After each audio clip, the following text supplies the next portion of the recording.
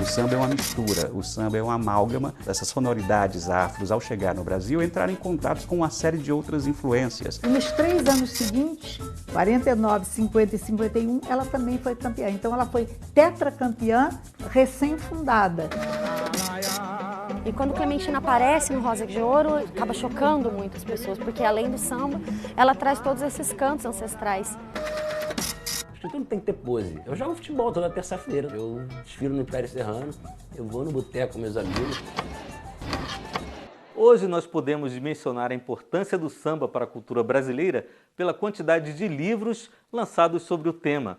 A Raquel Valença é jornalista, formada em letras, foi pesquisadora da Fundação Casa de Rui Barbosa durante mais de 30 anos e tem em casa um verdadeiro tesouro, sobre o samba. É verdade. Há grande interesse da academia pelo tema do samba, das escolas de samba, de todas as manifestações relativas ao samba. Muitas dissertações de mestrado e muitas teses de doutorado. Temos aqui o livro Vida, Paixão e Sorte, Escolas de Samba em Desfile, Vida, Paixão e Sorte, do Amaury Jório e Irã Araújo, que é um clássico, É um livro muito antigo, acho que de 1968, se não me engano, hoje muito esgotado. Temos também um outro clássico aqui, o meu exemplar está encadernado, porque ele foi muito manuseado, ficou sacrificado. É o livro Escolas de Samba, O Que, Quem, Como, Quando e Porquê, do jornalista Sérgio Cabral. Este é espetacular, que é um livro do sambista Candeia, Escola de Samba, Árvore que Esqueceu a Raiz. Na década de 70 existiam, 10 livros sobre o assunto. Hoje a gente tem tudo isso, tem coleções dedicadas ao samba, isso é maravilhoso, E você agora também faz parte, dessa galeria. Estou aqui na estante. De 1981, quando lançou Serra, Serrinha, Serrano, até agora, quando sai a segunda edição do livro, muita coisa mudou na vida de Raquel Valença. Ela se separou do parceiro com quem escreveu a obra, Suetônio Valença, que morreu em 2006. Nesse período, o carnaval e a cidade cresceram. O Império Serrano viveu altos e, principalmente, baixos. A nova edição, revista e ampliada, engordou mais de 300 páginas. Em Serra, Serrinha, Serrano, Raquel Valença conta a história não só da Alviverde de Madureira, que está comemorando 70 anos, mas também da comunidade onde a escola foi fundada.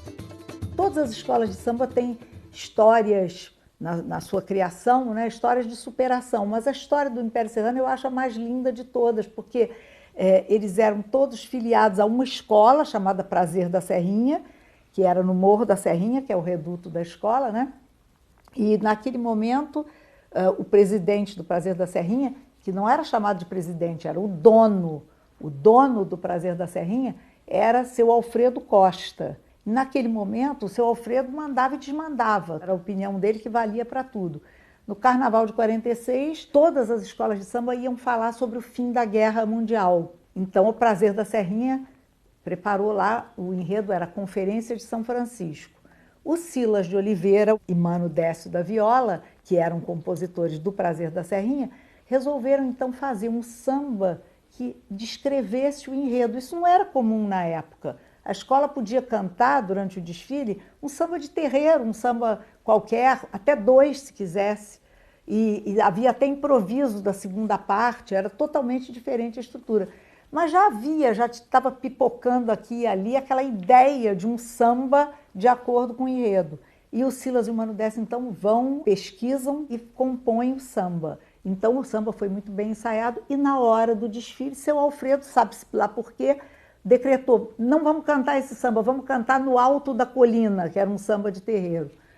A escola ficou muito triste, surpresa com aquilo, fez um péssimo desfile, foi classificado em 11º lugar e os sambistas acharam que era demais. Então, eles se rebelaram e fundaram no ano seguinte, em 1947, o Império Serrano. Qual foi a época de ouro do Império Serrano?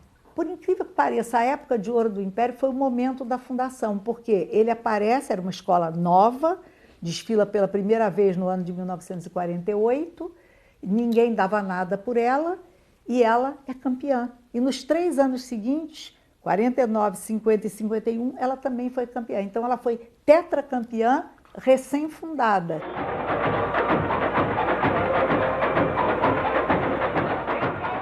Esse livro foi publicado em 81 e, desde que a gente publicou e ele se esgotou, havia um projeto de reedição. Em primeiro lugar, para atualizar, porque em 82, no ano seguinte do lançamento desse livro, o Império foi campeão. O último campeonato do Império no especial. Qual era o enredo? Né? Bum Bum Paticumbum pro Gurundum. Foi um carnaval fantástico, né? Um samba maravilhoso que contagiou a cidade toda.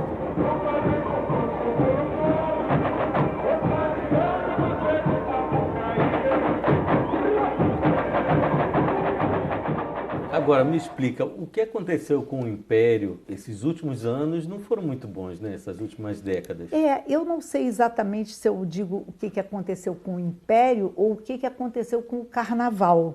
E o Império Serrano é uma escola tradicional. Qualquer novidade que venha ferir esse tradicionalismo da escola não é bem aceita e não é digerida, né, pela escola. Muito mais do que um ritmo e uma dança e uma composição, ele é um modo de vida. Então o sambista conquista ao longo de um século a cidadania. E é uma cultura que passou de um grupo social para a sociedade toda, né? Exatamente. Hoje a gente encontra gente que ama o samba e vive pelo samba. E vive pelo samba e não é de lá. E não é de lá. Você é um exemplo disso. Eu sou um exemplo vivo disso. E você sabe sambar no pé? Acho que agora já sei. Não fala isso que eu vou pedir para você sambar. Habitado por gente simples. Mas não tá gravando isso não, né, cara? Não tenho voz não. Ó, o cara querendo me enganar ali. Não, senhor. Na esteira da pesquisa que fez para escrever a biografia de Getúlio Vargas, o jornalista cearense Lira Neto acabou se deparando com o samba e resolveu escrever uma trilogia sobre o tema. O primeiro volume acaba de sair, Uma História do Samba, As Origens.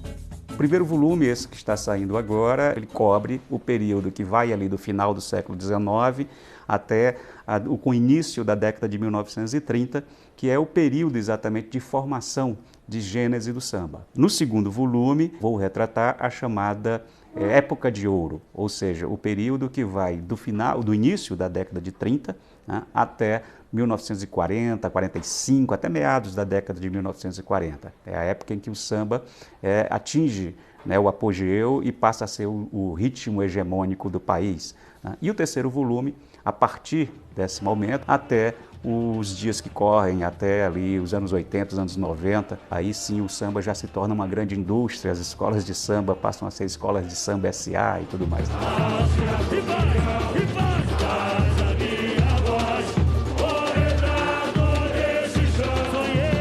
Existe, logicamente, uma vasta bibliografia sobre o samba. Estabeleceram-se alguns mitos fundadores, né, que eu procuro relativizar na medida do possível. Né? E também houve uma pesquisa bastante funda nos arquivos jurídicos e nos arquivos policiais de época. Por quê?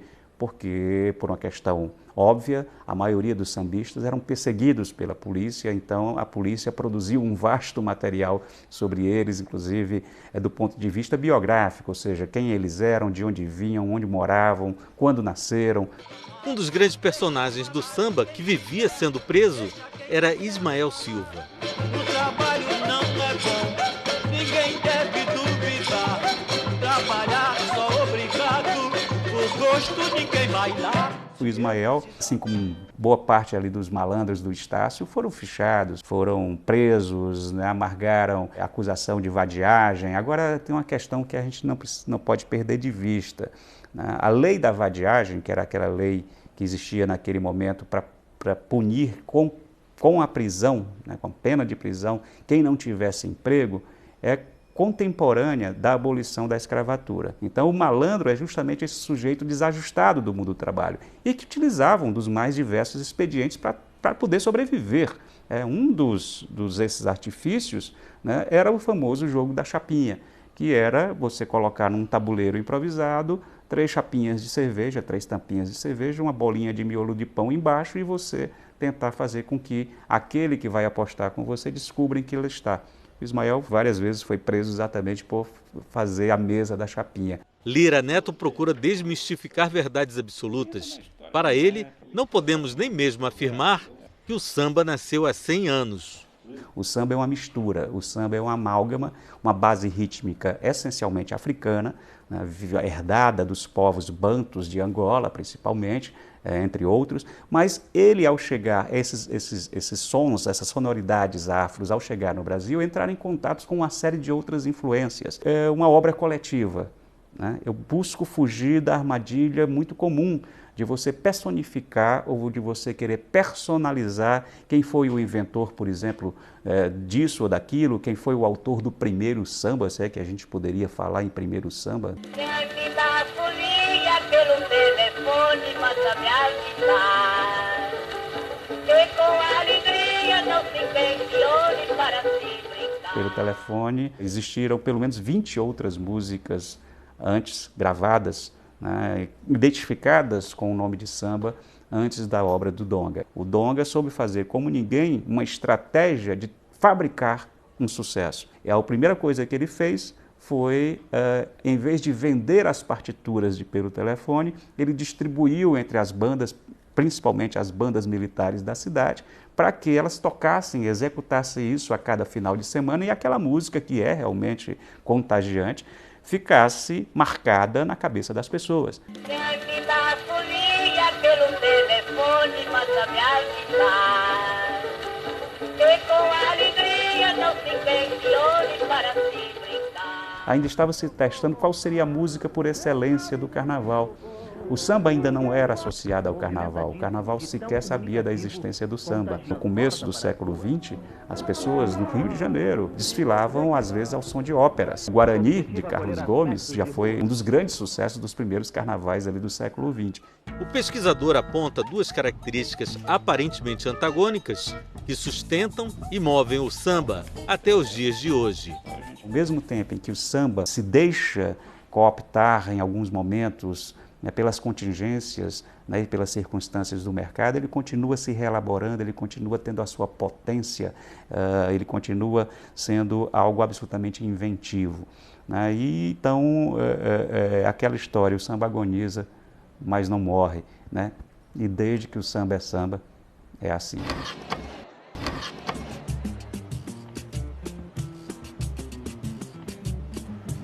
O Literatura veio até a Pedra do Sal, no bairro da Saúde, no Rio de Janeiro, um reduto do samba e da cultura negra. O prato que o pato deixou. Aqui viemos conversar com Raquel e Janaína. As duas se conheceram na Faculdade de Jornalismo e se uniram a mais dois colegas, Felipe Castro e Luana Costa, para escrever o livro-reportagem sobre a vida da matriarca do samba, Clementina de Jesus. Kelé, a voz da cor, começou como projeto de conclusão de curso e 6 anos depois de muito trabalho, se tornou a primeira biografia da sambista. Eu descobri a Clementina, na verdade, um amigo me apresentou o último disco dela, Canto dos Escravos, durante a faculdade. E aí eu fiquei pesquisando sobre Clementina, tentando entender aquilo. Acabei não conseguindo encontrar informação em lugar nenhum. E aí o grupo se apaixonou, todo mundo se apaixonou e a gente se uniu nessa empreitada aí. Qual a importância da Clementina para a história musical brasileira? No começo dos anos 60, que foi o período que Clementina começou, não existia nada no cenário musical relacionado com música negra. O que acontecia na cena musical era bossa nova, né, e a Jovem Guarda, que estava explodindo naquele momento. E quando Clementina aparece no Rosa de Ouro, acaba chocando muitas pessoas, porque além do samba, ela traz todos esses cantos ancestrais, né, dos negros, que são muito representativos na cultura afro-brasileira e que era totalmente novidade.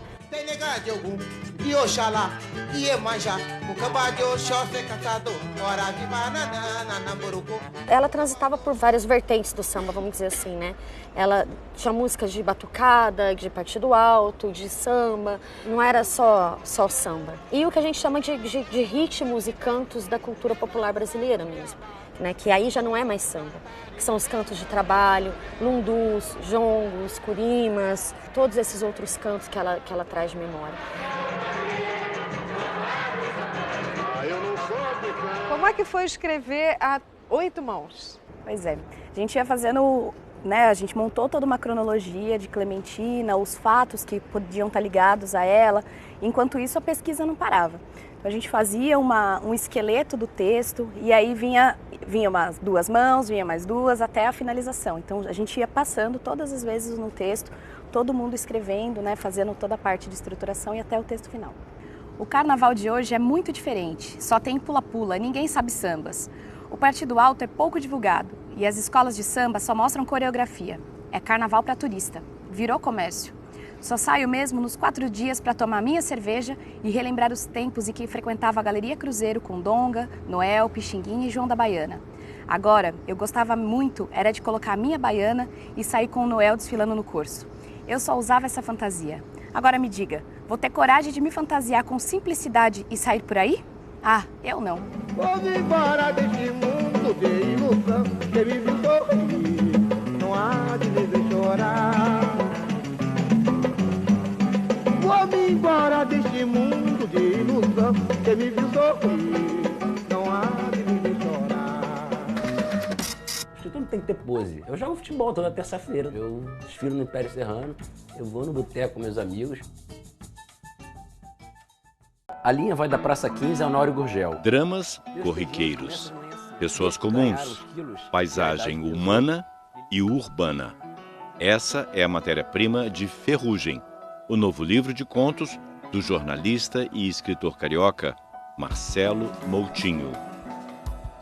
Numa época em que os escritores têm feito muita autoficção, experimentalismos, vem você fazendo contos e trazendo pessoas comuns para o Ferrugem. Anacronismo?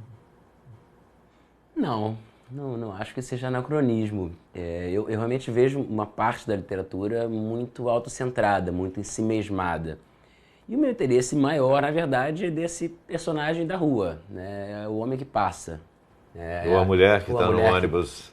A mulher, a trocadora de ônibus, a caixa de supermercado. A caixa de supermercado, um cover do Roberto Carlos, numa boate erótica. São esses pequenos personagens, são essas pequenas vidas que transitam por a gente que nem sempre a gente enxerga.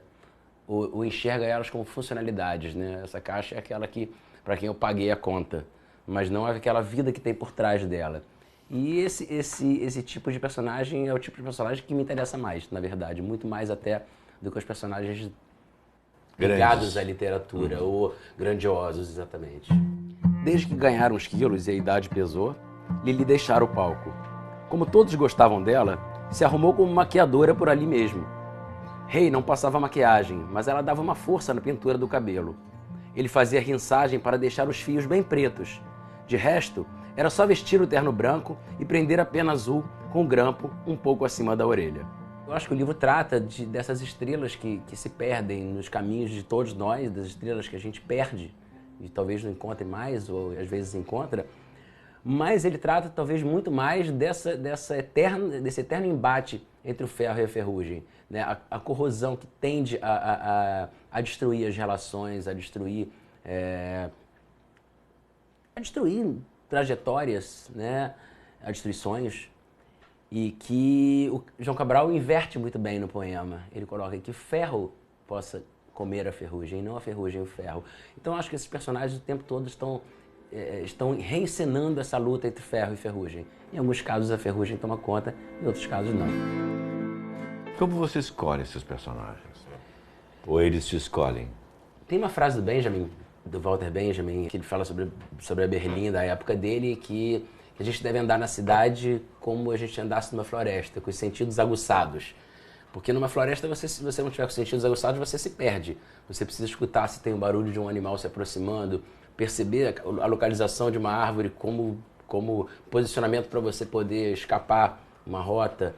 E a gente, na cidade, a gente tende como diz o Caetano lá com relação à Baía de Guanabara, a ficar cego de tanto vê-la. A gente passa e as coisas começam a se tornar uma espécie de paisagem inerte, na qual a gente só transita. Você ainda é muito criticado por não bandear-se para o romance e continuar insistindo nos contos? Eu já comecei a encarar isso com certo humor, porque É uma exigência mais mercadológica do que estética, né? Muito mais mercadológica. Do Brasil. Do Brasil. Porque do Brasil. Contos são muito bem recebidos na Alemanha, nos Estados Unidos, na França, na Itália. E já foram no Brasil, nos anos 70 a gente tem um boom dos contos, né? O Sérgio Santana, o Rubem Fonseca. Eu, sinceramente, pode ser que eu escreva um romance um dia, quando uma história vier e pedir para ser romance. Enquanto as histórias estiverem pedindo para ser contos, elas serão contos, e eu não escrevo literatura para ganhar dinheiro. Então, você vive de quê? Eu vivo do jornalismo. Eu vivo do jornalismo. E sou muito grato ao jornalismo do que ele me ajudou a me construir como escritor também. Porque quando você lida com a palavra, embora sejam registros diferentes, é claro que uma coisa ajuda a desenvolver a outra, pelo menos eu acho que sim. Meu expediente começa de manhã cedo. Todo dia o custódio pega o ônibus no ponto da Mãe de Sá, mais ou menos em frente à Casa da Cachaça. É uma sujeira só aquele ponto. Os garotos ficam bebendo até tarde e deixam copo sujo, garrafa vazia, até pedaço de cadeira eu já vi. Você é um homem bem casado, tem uma filha linda e adorável. Você é um homem feliz. Escritores podem ser pessoas felizes? Podem. Uma vez me falaram, não faça fotos de divulgação sorrindo. Eu acho que a gente não tem que ter pose de escritor. O escritor não tem que ter pose. Eu jogo futebol toda terça-feira no Clube dos Macacos. Eu desfilo no Império Serrano, eu vou no boteco com meus amigos, eu vou no jogo do Fluminense e eu escrevo. Eu não vejo qual é o tabu, porque precisa existir um tabu, uma sacralização do escritor numa posição que não seja a posição do homem comum, tão comum quanto a caixa de supermercado, que eu narro no livro, tão comum quanto a trocadora, tão comum quanto o come do Roberto Carlos. Estamos todos aí. Samba é fundamental. Está presente na minha vida cotidiana, na minha vida eu escuto samba, vou muito à roda de samba, desfilo no Império Serrano. O Baudelaire escreve que uma cidade envelhece mais rápido que o nosso coração. E é isso, né? A cidade vai embora, ela vai mudando e a gente quer aquela cidade que a gente tem no coração. Que a gente tem onde a gente tem as nossas marcas, né? Então, talvez a literatura seja uma forma de criar essas marcas indeléveis, de dar uma certa eternidade para essa cidade que está no nosso coração. Para terminar o programa de hoje, uma grande descoberta para os amantes da literatura. O jornal The New York Times divulgou esta semana que o jovem pesquisador Zachary Turpin encontrou um romance de Walt Whitman, publicado em março de 1852 no próprio jornal, em episódios seriados. Vida e Aventura de Jack Angle vai ser publicado pela Universidade de Iowa. Walt Whitman é considerado precursor de hippies e beatniks e um dos fundadores do verso livre. Publicou ao longo da vida apenas um livro de poesia, Folhas da Relva, que foi sendo revisado e ampliado à medida em que ele escrevia novos poemas. Este é um dos mais famosos. Não me fechem as vossas portas, altivas bibliotecas, pois vos trago o que falta nas vossas repletas estantes. E ao sair da guerra escrevi um livro, cujas palavras não são nada, mas sim o seu fluir. Livro à parte, não vinculado aos demais, nem fruto do intelecto, com inexprimidas latências que vos comoverão em cada página.